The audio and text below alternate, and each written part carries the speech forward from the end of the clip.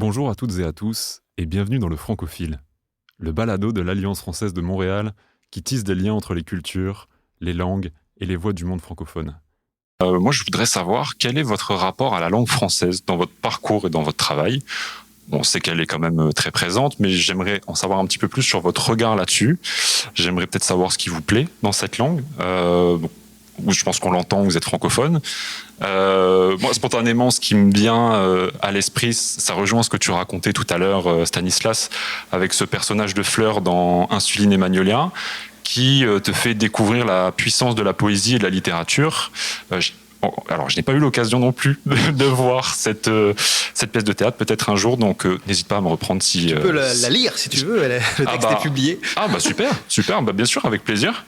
Donc je voulais savoir si ça traduisait un peu ton rapport à la langue française, toi personnellement, si c'est de la littérature francophone dont il est question. C'est pour ça que je précise que je ne l'ai pas vu, je ne sais pas si c'est de la littérature francophone, mais si cette fleur en question t'évoque de la littérature francophone, est-ce que ça montre un peu ton rapport à la langue française que tu peux avoir?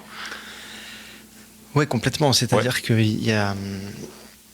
Bon, le rapport à la langue, pour moi, il est très fort. Comme je l'ai dit, mes parents écrivaient des discours pour des personnalités politiques.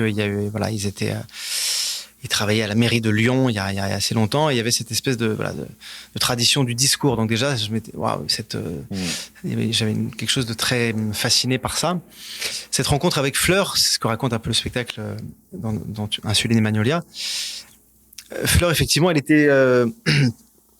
portée par les mots. On avait en commun, donc c'est une amie que j'ai rencontrée au lycée à 15 ans. Et on avait, alors c'était pas encore un document partagé, mais c'était une espèce de fichier Word ou de mail, je sais pas exactement comment c'était, sur Caramel ou quelque chose comme ça. On est en 2001.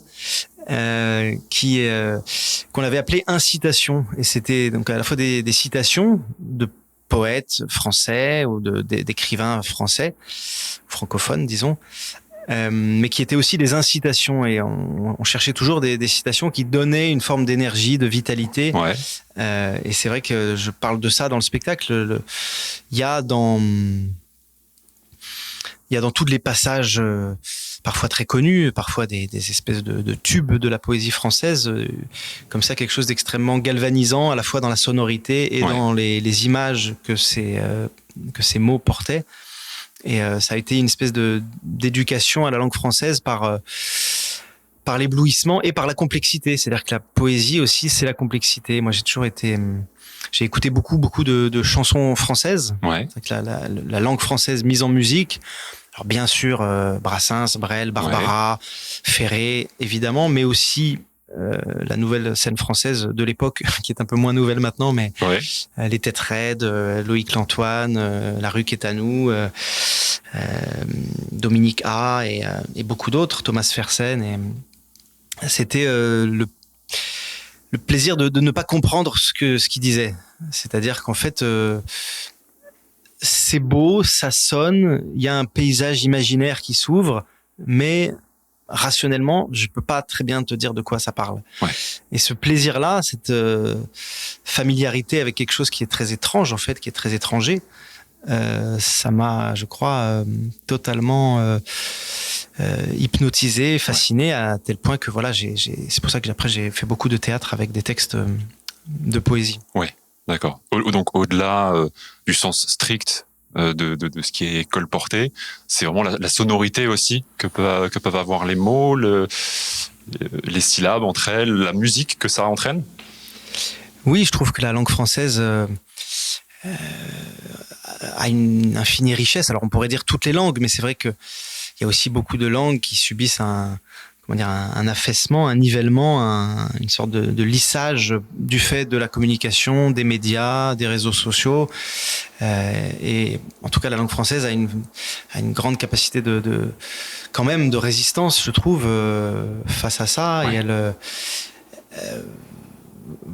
voilà, sa structure, sa difficulté même, en fait un territoire infini à explorer. Ouais. Et toi, Neil? Et moi, alors moi c'est complètement différent. Moi, j'avais un rapport beaucoup plus complexe, beaucoup plus empêché à la langue française, notamment quand j'ai commencé le théâtre. Par exemple, au début, j'avais beaucoup de mal à me sentir légitime de dire des textes de grands auteurs comme ce qu'on apprend au début à l'école, quoi.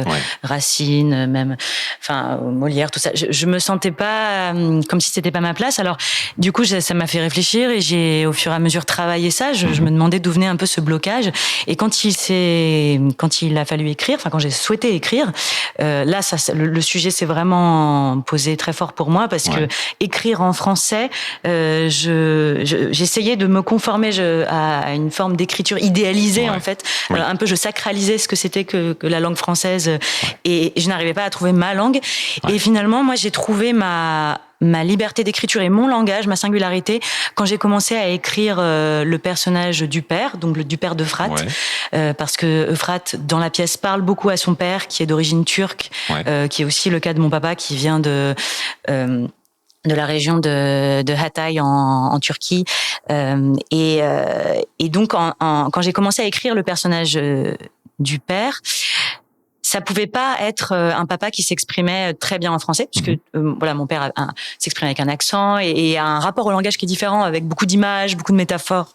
Et à la fois, et en fait, ça m'a complètement libérée parce que d'un coup, j'écrivais en français, mais avec un langage qui était avec beaucoup d'aspérité, qui était comment dire, boiteux un peu.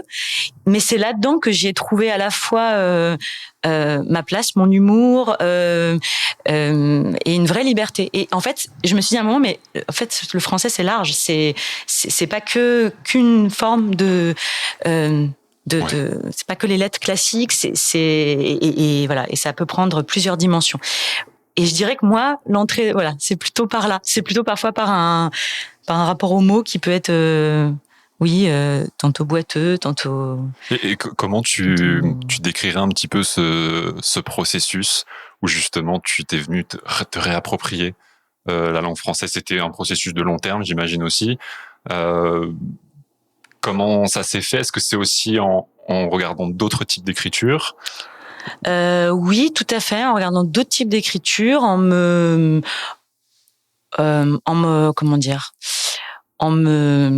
changeant mon regard aussi, c'est-à-dire que j'avais cette chose de la légitimité, de l'illégitimité qui était très forte, et voilà, aussi en travaillant là-dessus et en me disant mais en fait il y a pas une langue française, enfin je sais pas comment dire, mais je me suis réapproprié à ma façon en faisant un langage spécifique, créatif, spécifique. Et donc, oui, après, c'est en écoutant aussi d'autres artistes qui ont eux-mêmes eu ce rapport-là à l'écriture. Voilà, mille manières d'écrire, quoi, en fait. Et j'ai plus la fin de ta question. Non, mais après, si je comprends bien aussi, il y a peut-être aussi ce processus où tu te dis, oui, j'ai une légitimité aussi à produire, j'ai une légitimité à partager des choses, donc pourquoi pas mon langage au final? Est-ce qu'il y a peut-être une pensée comme ça dans le processus? Oui, en fait, ça me fait penser ce que tu dis. Je comprends. Oui, est-ce que ça me fait penser ce que tu dis? C'était aussi quand j'ai commencé à parler du sujet, donc qui est moi aussi le sujet de l'exil et comment en fait l'exil peut retentir sur les secondes générations. C'est aussi ce sujet-là que j'avais à dire. Moi, je me souviens quand j'étais à l'école de théâtre, j'avais du mal au début à dire des textes comme je l'ai dit qui étaient imposés, de Racine, tout ça. Et à un moment, je suis tombée sur un livre qu'un ami m'a donné, ça s'appelle Seul de Wajdi Mouawad et qui est aussi une autofiction, enfin déguisée, mais où il part aussi de sa propre histoire. Et quand j'ai lu ce texte, qu'après j'ai vu mis en scène plus tard, mais quand j'ai lu le texte, d'un coup, ça a été beaucoup plus facile pour moi de dire ce texte-là et de m'en inspirer.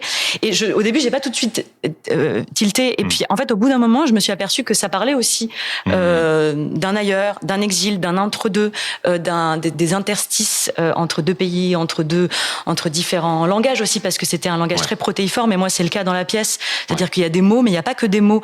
Les mots sont relayés par le corps parce que je danse aussi dedans. Et au final, je me suis dit, mais oui, mon langage, il est protéiforme, en tout cas pour cette pièce-là, et je verrai par la suite, mais je sens qu'il y a quelque chose qui se fait dans ces interstices-là qui est plus juste pour moi qu'être uniquement sur une forme de langage et d'écriture. D'accord. Ce qui m'impressionne beaucoup, c'est qu'on est depuis 3 semaines au Canada, là, juste sur la langue française, peut-être une dernière chose, et la langue française est réputée avoir une très faible musicalité, un peu de relief, peu d'accentuation par rapport à plein d'autres langues. Elle est réputée plutôt plate.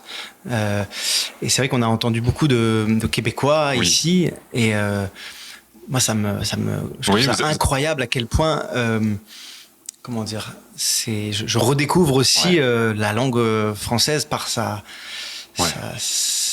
la joie qu'elle peut transporter, quoi. Ouais, vous avez peut-être rencontré aussi des cultures francophones ailleurs au Canada, peut-être des franco-ontariens, parce que, oui, effectivement des Québécois, mais il y a des locuteurs français à travers tout le Canada.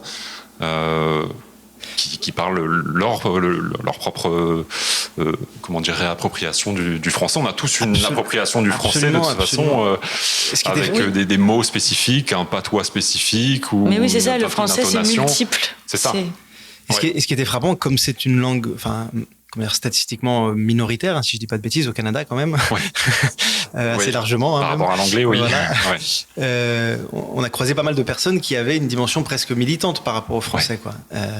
Et ça, en France, on n'en croise pas, ou alors ils sont taxés de réac et tout, alors que là, il y avait quelque chose de très, très différent, de très. Il y a d'autres enjeux vital. Ici, aussi parce qu'il y a une grande représentation des anglophones, et on sait aussi que l'anglais prend beaucoup de place, gagne beaucoup de terrain aussi, même à l'ère du numérique, l'anglais prend beaucoup de terrain, donc il y a aussi d'autres enjeux.